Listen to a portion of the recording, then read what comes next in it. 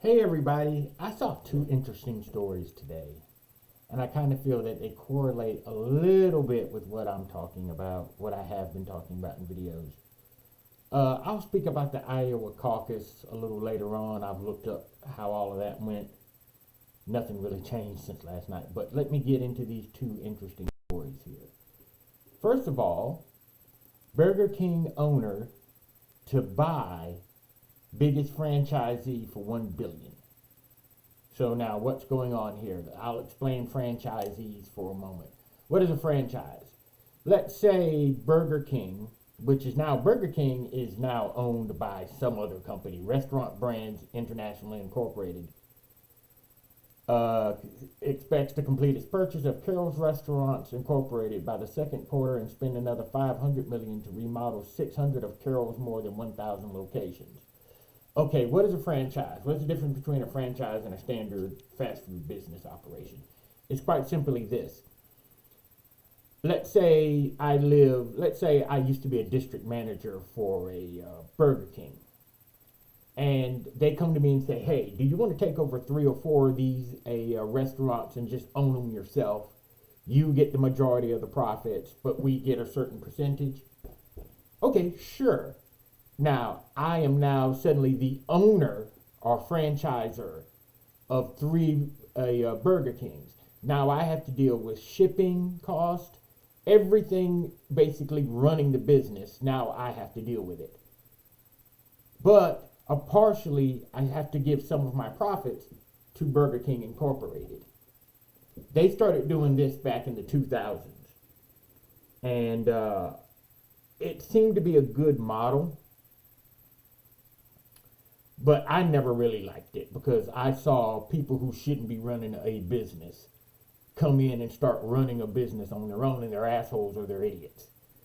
So what happened here is that Restaurant and Brands Incorporated, who now owns Burger King, said they're going to buy out the franchisee business as best as possible. Carol's Restaurant Group Incorporated. And they're saying that they're doing this to shore up flagging sales at these different Burger Kings and update and upgrade these Burger Kings. Now, for those of you who know anything about fast food, you know what this means. They are quite literally just going to go in and make it look more snazzy. Now, why is this happening? It's happening not because sales are sagging. And I looked some things up. Every restaurant chain since COVID broke out has been suffering in losses. The thing is, they haven't completely made up their losses, depending upon who it is. I read several different articles that says, oh, the restaurant chains have bounced back. Then I read several other articles saying, well, no, the restaurant chains haven't bounced back. So then which one is it? Well, it kind of depends upon what restaurant chain. If you're talking about sit-in restaurants, they haven't bounced back. But if you're talking about the fast food restaurants, they've bounced back. But then you look at an article that says, well, they're having trouble staffing people. They're having trouble keeping workers there at the fast food restaurants. And why wouldn't you be surprised? You laid off more than half of your employees during COVID. Why would they come back? So then you're going to have to staff it with a bunch of young people between the ages of 16 and 26 who think that they're entitled to to make $15 an hour working at a fast food joint for 5 to 10 hours a day. It's not going to happen. Restaurants aren't going to pay you that much. And then, as you guys have heard in one of my last previous videos, these restaurants are staffed with idiots. Somehow, after the sun goes down, everybody decides to start getting high, being lazy, and acting like they have no idea where the fuck they are. It's ridiculous. It's absolutely stupid. So this is why they're losing customers. I don't want to go and sit down inside of a Burger King and it takes them 15 minutes to get my food out and I hear them laughing and giggling in the back. And I just came in and I saw one of the employees standing outside smoking weed. I don't want to see that shit. It used to be when I would go into Burger King, McDonald's, or wherever, I'd see some hairy grandparent or a hairy parent sitting in around 2 or 3 o'clock in the day, 4 o'clock in the day, with 2 or 3 to 5 kids, and they're all sitting down eating. I don't see that too often nowadays. Why? Because the inside is now feels inhospitable. Nobody wants to go and sit down. It's going to take you 20 minutes to get your food at a fast food joint. And they're running the drive-through. They're running the drive-through like it's a car wash. It's just steady, constant going. And you hear people laughing and cussing and cutting up and acting a fool in the back. Nobody wants to deal with that. Nobody wants to come and sit down there anymore. So you're losing a section of your profits to that. But I'm willing to bet that nobody will admit that to themselves or to the truth of the matter. They'll just say, oh, COVID, COVID, COVID, COVID, COVID. So now the next story. Boomers won't part with their homes, and that's a problem for young families. So it's all the boomers' fault. Millennials and Gen Zers can't find housing. Why would I give up my house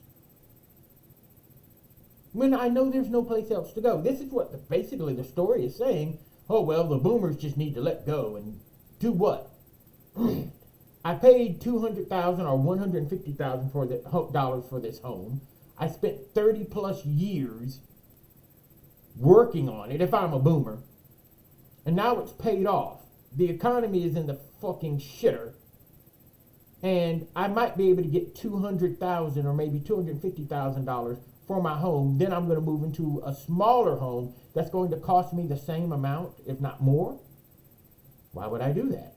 Why would I move into a 2-bedroom condo somewhere that costs me as much or more than my 3 or 4 bedroom house? Why? Nobody's going to do that. It doesn't make any sense. Just so what? The Zoomers and the Millennials who haven't saved properly or done what they have to do in order to get a home? No, if I was a boomer and I had $4,000 and I had 4 kids and my kids were established, I would sell my home to them. Or I'd just live in the house till I die and then will it to my kids. It makes no sense. Blaming the boomers because they don't want to move out of their 30 plus year old investment doesn't make any effing sense to me. Lower the cost of building a home. It's not. Why are homes so expensive now? Oh, well, you know, COVID, the inflation, the economy. Bull effing garbage. Okay? It doesn't really, something tells me it really doesn't cost $200,000 to build a home nowadays. We've been building homes for decades now, for almost 2 centuries we've been building houses in the United States of America. So you're telling me that it's now more expensive to build a house, a 3-bedroom or 4-bedroom house, than ever before. How? That doesn't make any sense. That's BS.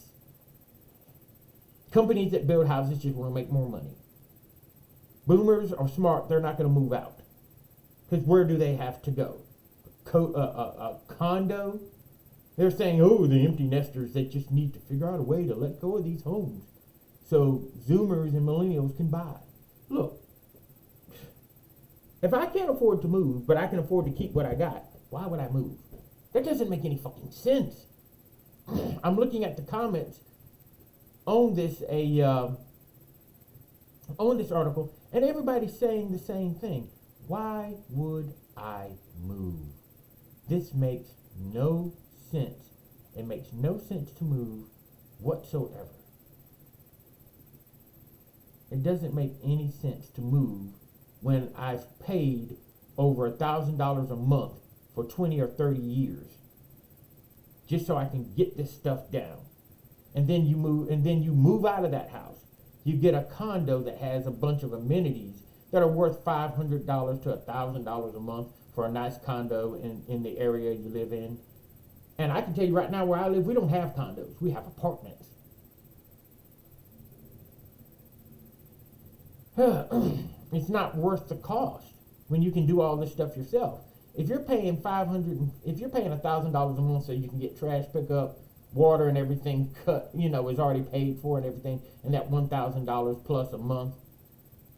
But I can do the same damn thing in the house I'm living in. The house is paid for, so I'm only paying taxes, and I may be paying at most $500 a month to pay for water, power, trash pickup, and then I can drive to the local gym if I want to get in a swimming pool or something like that.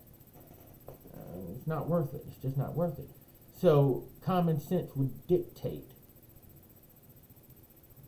that your best bet is just to stay inside your home, not pack up and move out just because the millennials and the Zoomers need housing.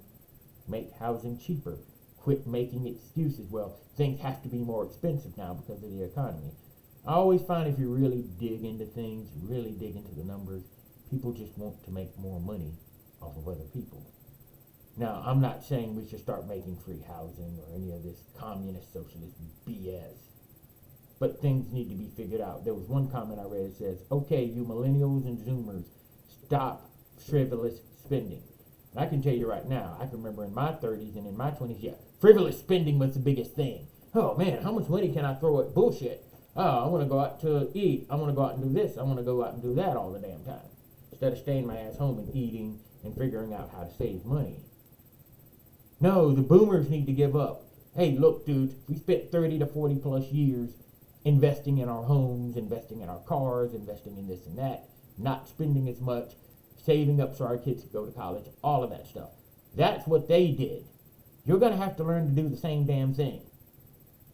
Okay? You're going to have to learn if I want a $150,000 to $200,000 home, 3 to 4 bedrooms with 1.5 to 2.5 bathrooms, then I'm going to have to cut out DoorDash, going to the club, going out to Books A Million, going out to Starbucks. I'm going to have to cut all of that stuff. I'm pretty sure they can find a way to cut $100+ out of their budget.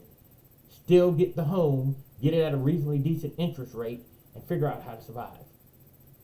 If our parents could do it, my parents especially, and I guess the Zoomers and everybody else, and yeah, if your parents figured out a way to do it, why can't you? What's so special about you that the boomers need to give up something so you can have a house to stay? No, I'm not buying that BS. Figure it out, kids. I'm going to tell you right now. Figure it the F out. Well, that's 2 stories, and we are 12 minutes plus. Take care, everybody.